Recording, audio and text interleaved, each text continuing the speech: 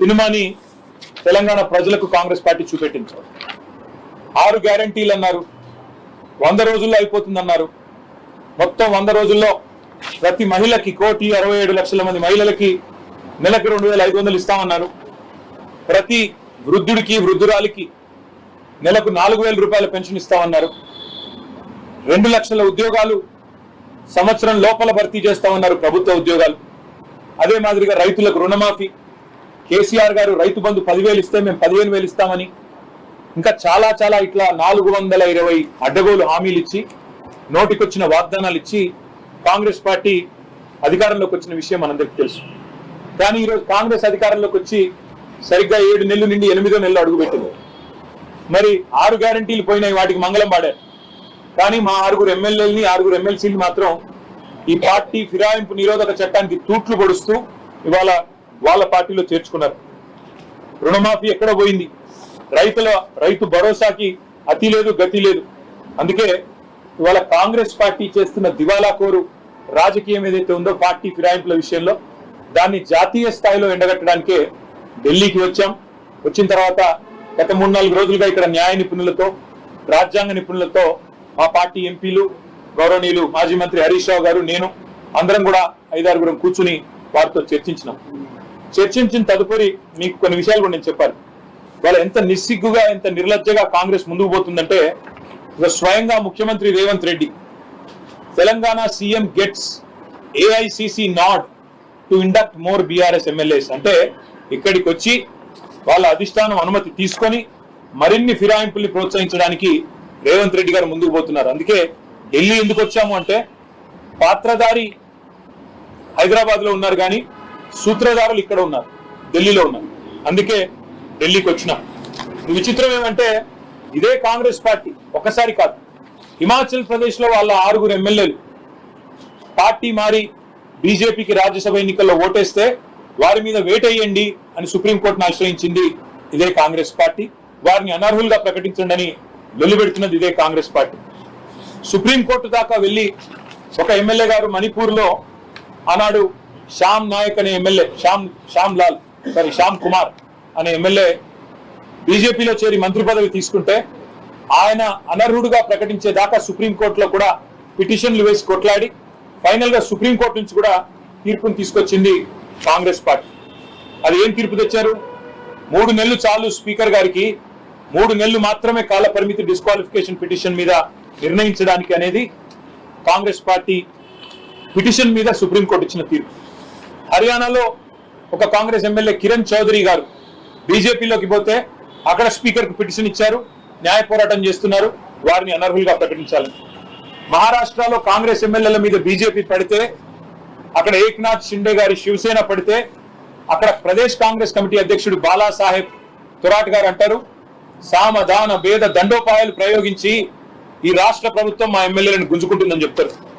ఇక రాహుల్ గాంధీ గారు అయితే మరింత విడ్డూరం. ఆయన గోవాలో తమ కాంగ్రెస్ పార్టీ అభ్యర్థులతో శపథాలు చేయించారు. మీరు గెలిస్తే ఎమ్మెల్యేలు అవుతే మేము రేపు పార్టీ మారము అని శపథాలు కూడా చేయించినారు. ఇక చెప్పుకుంటూ పోతే ఇంకా వింతలు విడ్డూరాలు చాలా ఉన్నాయి. ముఖ్యంగా ఆయన సిద్ధరామయ్య గారు, ఆయన అంటారు 50 కోట్లు ఇస్తున్నారు కర్ణాటకలో కాంగ్రెస్ ఎమ్మెల్యేలకు, బీజేపీలో లాక్కుంటున్నారు అని సిద్ధరామయ్య గారు ఆయన కూడా ఒక స్టేట్మెంట్ ఇచ్చారు. ఇది స్పీకర్ గారు ఇచ్చిన తీర్పు, సుప్రీంకోర్టు స్పీకర్కి ఇచ్చిన తీర్పు. Speaker needs only 3 months to decide. అంతకంటే ఎక్కువైతే సుప్రీంకోర్టు తీర్పును ఉల్లంఘించినట్టు అవుతుంది. మేము దానం నాగేందర్ గారి మీద ఇచ్చిన పిటిషన్ మార్చి 18 నాడు ఇచ్చాం. జూన్ 18 కల్లా స్పీకర్ గారు తేల్చి ఉండాలి, తేల్చలేదు. మేము హైకోర్టుకు పోయాము, హైకోర్టులో ఇవాళ ఆ పిటిషన్ విచారణలో ఉంది. హైకోర్టులో న్యాయం జరుగుతుంది అనే బలమైన నమ్మకం మాకుంది. ఒకవేళ జరగకపోతే తప్పకుండా సుప్రీంకోర్టుకు వచ్చే ఆలోచన కూడా మాకుంది.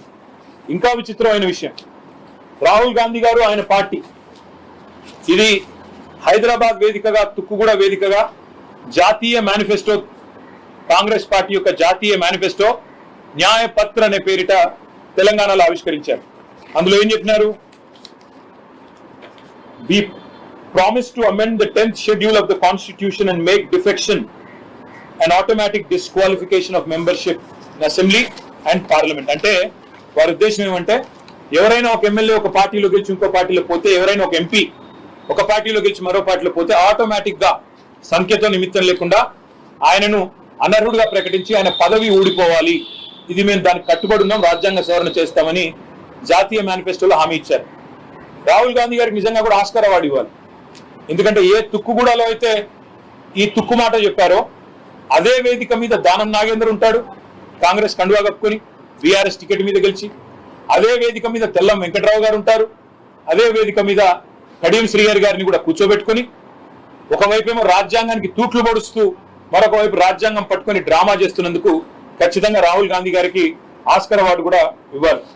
మీరు చూడండి, ఒకవైపు ఈ డ్రామా, రాజ్యాంగం పట్టుకొని ఆయన ఏదో రాజ్యాంగ సంరక్షకుడు, నేనే కాపాడుతున్నా ఈ దేశంలో రాజ్యాంగం, మోడీ గారు ఏదో నాశనం చేస్తున్నట్టు పార్లమెంట్ లో బిల్డప్. 2 కిలోమీటర్ల దూరంలో ఉన్న ఏఐసిసి ఆఫీస్కి వచ్చి పోచారం శ్రీనివాసరెడ్డి గారిని మరి ఈరోజు చేర్చుకున్నారు. ఆయారాం గయారాం పోయింది, ఇప్పుడు పోచారం కాడి దాకా వచ్చింది. ఇది ఈరోజు రాహుల్ గాంధీ నిజరూపం. రాహుల్ గాంధీ రాజ్యాంగం పట్టుకోవడమే కాదు, రాజ్యాంగం అప్పుడప్పుడు చదవాలి, రాజ్యాంగ స్ఫూర్తి ప్రకారం నడవాలి.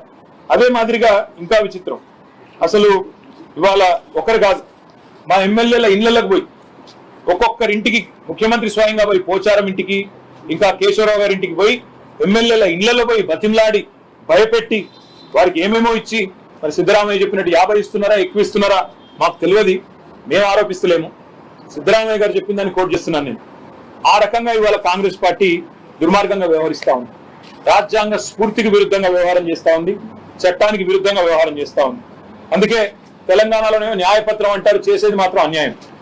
అందుకే మేము ఢిల్లీకి ఎందుకు వచ్చినామంటే కాంగ్రెస్ పార్టీ యొక్క వైఖరిని జాతీయ స్థాయిలో దేశ ప్రజలకు తెలియజెప్పాలి.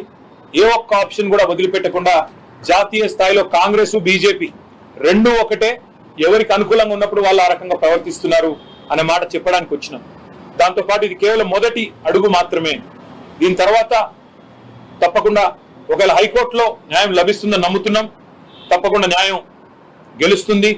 దానం నాగేందర్ గారితో పాటు పార్టీ మారిన 6 ఎమ్మెల్యేలను కూడా వెంటనే డిస్క్వాలిఫై చేస్తారని నమ్ముతున్నాం. ఎందుకంటే మా పార్టీ టికెట్ మీద ఎమ్మెల్యేగా గెలిచారు, మళ్ళీ ఆయనే రాజీనామా చేయకుండా సికింద్రాబాద్ ఎంపీగా కాంగ్రెస్ పార్టీ టికెట్ మీద బీఫామ్ మీద పోటీ చేశారు. అంతకంటే ఓపెన్ అండ్ షెట్ కేసు అయితే ఏమి ఉండదు. ఇందులో ఇంకేదో చదవడానికి కానీ అర్థం చేసుకోవడానికి కానీ ఇంకేం లేదు. కాబట్టి మేము ఆలోచిస్తున్నది న్యాయం లభిస్తుంది హైకోర్టులో అని. ఒకవేళ లభించకపోతే సుప్రీంకోర్టుకు వస్తాం, సుప్రీంకోర్టులో కూడా తొందరలోనే పిటిషన్ కూడా వేయడానికి కూడా అన్ని సిద్ధం చేసుకుంటున్నాం. చాలా మంది రాజ్యాంగ న్యాయ నిపుణుల్ని కూడా సంప్రదించినాం. అదే మాదిరిగా ప్రెసిడెంట్ ఆఫ్ ఇండియాని కూడా అవసరమైతే కలుస్తాం, మా పార్టీ లీడర్లందరూ కూడా వస్తాం, ప్రెసిడెంట్ ఆఫ్ ఇండియా గారిని కలుస్తాం, ఎలక్షన్ కమిషన్ పెద్దల్ని కలుస్తాం, అదేవిధంగా అవసరమైతే లోక్సభ స్పీకర్ని, రాజ్యసభ చైర్మన్ ని కూడా కలుస్తాం. ఏ రకమైన వ్యవహారం తెలంగాణలో నడుస్తుందో, కాంగ్రెస్ నిర్వాహకం ఏందో జాతీయ స్థాయిలో ఎండగడతాం. కాబోయే సెషన్ కూడా వస్తా ఉంది 22 నుంచి 22వ తారీఖు సెషన్ ప్రారంభం కాబోతా ఉంది. మాకు రాజ్యసభలో 4 సభ్యులు ఉన్నారు, రాజ్యసభలో కూడా ఈ అంశాన్ని లేవనెత్తుతాం. అంటే ఏ వేదిక మీద అయితే న్యాయం జరగాల్సి ఉంటుందో ఆ ఏ వేదికను కూడా వదిలిపెట్టకుండా తప్పకుండా కాంగ్రెస్ పార్టీ యొక్క దుర్మార్గాన్ని ఎండగడతాం. ఏ ఒక్క అంశాన్ని కూడా వదులుకో. ప్రైమ్ మినిస్టర్ అని మీరు అన్నారు, ప్రైమ్ మినిస్టర్ ని కలవాలన్న ఆలోచన అయితే లేదు. ఎందుకంటే కలిసినా ఏదైనా అభివృద్ధి గురించి కలుస్తాం తప్ప ఈ విషయంలో వారు చేయగలిగేది ఉండదు. కాబట్టి ఎలక్షన్ కమిషన్ కానీ ప్రెసిడెంట్ కానీ కస్టోడియన్స్ ఆఫ్ కాన్స్టిట్యూషన్ ఎవరైతే ఉన్నారో వారిని కలుస్తాము. కలిసి తప్పకుండా జాతీయ స్థాయిలో మాకు తెలంగాణలో జరుగుతున్న నిర్వాహకం ఏదైతే ఉన్నదో దీన్ని ఎండగడతామని చెప్పి కూడా మీకు తెలియజేస్తూ సహకరించిన తెలుగు మీడియా సోదరులకు కూడా పేరు పేరున ధన్యవాదాలు, నమస్కారం. హైకోర్టులోనేమో దానం నాగేందర్ గారి పిటిషన్ పెండింగ్ ఉందండి, కానీ ఇంకా వేరే ఎమ్మెల్యేలు కూడా ఈ మధ్యలో మారిన వాళ్ళు ఉన్నారు. కావాలంటే మనం నేరుగా వచ్చే అవకాశం కూడా ఉంది. అది పరిశీలించి రాబోయే 4-5 రోజుల్లో నిర్ణయించారు. గతంలో సవితా ఇందరెడ్డికి తలసాని శ్రీనివాస్ యాదవ్ వీళ్ళందరూ కూడా పదవులు ఇచ్చారు కదా, వాళ్ళు వేరే పార్టీకి గెలిచి వచ్చిన వాళ్ళే కదా. అయితే టైం కూడా ఉంది కదా, 3 నెలలు అంటే ఈ లోపు ఎమ్మెల్యేలు 93 జాయిన్ అయితే. అయితే ఒక మాట ఏమంటే చాలా మంది మిత్రులు మాట్లాడుతున్నారు ఏమని, గతంలో టీఆర్ఎస్ చేర్చుకుంది కదా కాంగ్రెస్ వాళ్ళని, టీడీపీ వాళ్ళని అని మాట్లాడుతున్నారు. ఎస్, కాంగ్రెస్ పార్టీలో 18 మంది సభ్యులు ఉన్నప్పుడు 12 మంది రాజ్యాంగబద్ధంగా 3/2 వంతులు అనేది విలీనం. విలీనానికి ఫిరాయింపుకు తేడా ఏంటంటే 3/2 వంతుల ఒక శాసనసభ పక్షం గాని పార్లమెంటరీ పక్షం గాని ఒకవేళ ఇంకో పార్టీలో చేరాలనుకుంటే రాజ్యాంగం ప్రకారమే ఆ వెసులుబాటు ఉంది. అది కాంగ్రెస్ విషయంలో 18లో 12 మంది చేరారు, టీడీపీ విషయంలో 15 మందిలో 10 మంది చేరారు, బీఎస్పీ ఇద్దరు ఉండేది, వాళ్ళు ఇద్దరు చేరారు. పోయిన టర్మ్ లో టీడీపీకి ఇద్దరు ఉంటే ఇద్దరు కూడా చేరారు. కాబట్టి విలీనానికి ఫిరాయింపులకి ముందుగా మనం వ్యత్యాసం తెలుసుకోవాలి. ఒకటి. రెండవది, మాకు 38 మంది శాసనసభ్యులు ఉంటే ఇప్పుడు అందులో 6 7 ఈరోజు కాంగ్రెస్ పార్టీ కండువా కప్పుకున్నారు. ఒకటేసారి 26 మంది పోతే అది విలీనం. కానీ ఒక్కొక్కరుగా పోయి అక్కడ అవతల టికెట్ల మీద పోటీ చేస్తే అది ఫిరాయింపు కిందకే వస్తుంది. ఈ విషయంలో చట్టం చాలా స్పష్టంగా ఉంది. కాబట్టి ఈ 6 7 ఎవరైతే ఉన్నారో ఆ ఎన్నికలు తప్పవు, ఉప ఎన్నికలు తప్పవు. వీళ్ళ పదవి ఊడగొట్టడము ఖాయం. తప్పకుండా ప్రజాక్షేత్రంలో వీళ్ళు పరాభవం కూడా ఎదుర్కోక తప్పదు. టీడీపీ విలీనం కాకముందే ఆయన రాజీనామా చేశారు, మీరు తెలుసుకోండి. రాజీనామా యాక్సెప్టెన్స్ కాలేదు సార్. ఇప్పుడు నేను ఏమంటున్నా అంటే, మీరు ఒకసారి గతంలోకి వెళ్ళి 8 ఏళ్ల కిందట ఏమైనా చూడదలుచుకుంటే చూసుకోండి. నేను అనేది ఏంటంటే, ఇవాళ మాకు 38 మంది ఎమ్మెల్యేలు ఉన్నారు. అందులో 6 7 పార్టీ బైలాకి, రాజ్యాంగానికి, భారత రాజ్యాంగానికి విరుద్ధంగా ఇవాళ కాంగ్రెస్ పార్టీ వాళ్ళను కొనుగోలు చేసిందా, సామధాన భేద దండోపాయాలు వాళ్ళే చెప్పినట్టు ప్రయోగించిందా, మరి కాంగ్రెస్ పార్టీ చెప్పాలి. అన్నింటికి మించి హిపోక్రసీ, డబుల్ స్టాండర్డ్స్, ద్వంద్వ ప్రమాణాలు. ఏ కాంగ్రెస్ అయితే నీతివంతమైన మాటలు మాట్లాడుతుంది, రాజ్యాంగాన్ని చూపెడుతుందో వారికి మేము గుర్తు చేయాల్సిన అవసరం ఉంది. ఎందుకంటే రాజ్యాంగ స్ఫూర్తికి వ్యతిరేకంగా నేను ఒకటే అడుగుతున్నాను విజయ్ గారు, రేపటి రోజున కాంగ్రెస్ కుండే 99 మంది ఎంపీల్లో 20-30 మంది ఇంకో పార్టీలో చేరారనుకోండి, అది సమ్మతమేనా కాంగ్రెస్ పార్టీకి? కాబట్టి కాంగ్రెస్ ఆలోచించుకోవాలి. ఇవాళ వాళ్ళు చేస్తున్నది రేపు మళ్ళీ వాళ్ళకి తిరిగి చుట్టుకునే ప్రమాదం ఉంది. ఇంకొక మాట కూడా నేను గుర్తు చేస్తా ఉన్నా, మీకు చాలా మంది మిత్రులు చాలా పరిమితమైన అవగాహన, పరిమితమైన చరిత్ర అదే మాట్లాడుతున్నారు. అసలు ఈ తెలంగాణలో ఈ ఫిరాయింపుల పర్వానికి శ్రీకారం చుట్టింది ఎవరండి? 2004లో రాజశేఖర రెడ్డి గారు కాదా? 2004లో టీఆర్ఎస్ కి 26 మంది ఎమ్మెల్యేలు పొత్తులో గెలిస్తే 10 మంది ఎమ్మెల్యేలు తీసుకొని పోయింది ఎవరు? మొదలు పెట్టింది కాంగ్రెస్. ఆ రోజు తీసుకున్నది వాళ్ళు 10 మందిని. నేనేమంటున్నా అంటే, చరిత్ర అంటూ తవ్వుకుంటూ పోతే కాంగ్రెస్ చేసిన ఘాతకాలు ఎవరు చేయలేదు. ఇప్పుడు నేను అనేదల్లా ఒక్కటే, ఇది రాజ్యాంగబద్ధం కాదు, చట్టబద్ధం కాదు. కాబట్టి వాళ్ళని అనర్హులుగా ప్రకటించాలని మేము డిమాండ్ చేస్తున్నాం. స్పీకర్ గారు నిర్ణయం తీసుకుంటారని ఆశిస్తున్నాం. తీసుకోకపోతే ఇతర వేదికలు తప్పకుండా ఎక్స్ప్లోర్ చేస్తాం. న్యాయం దొరికే వరకు పోరాడు. ఎలక్షన్ కమిషన్ కూడా తప్పకుండా కలుస్తాం. ఎందుకంటే ఎలక్షన్ కమిషన్ ఆనాడు వాళ్ళ అఫిడవిట్ కూడా ఇస్తారు. అఫిడవిట్ లో స్పష్టంగా ఏ పార్టీ మీద పోటీ చేస్తున్నాం అనేది రాసి ఉంటుంది. ఇవాళ ఏ పార్టీలో ఉన్నారో కూడా వాళ్ళు చూడాలి. న్యాయ వ్యవస్థలు, రాజ్యాంగబద్ధమైన సంస్థలు, తప్పకుండా సంస్కరణలు కూడా రావాల్సిన అవసరం ఉంది. ఎవరు ఫిరాయించినా వెంటనే అనర్హులుగా కావాలి అని కాంగ్రెస్ ఏదైతే న్యాయపత్రంలో చెప్పిందో అది అమలు కావాలని మేము కోరుతాం. Thank you.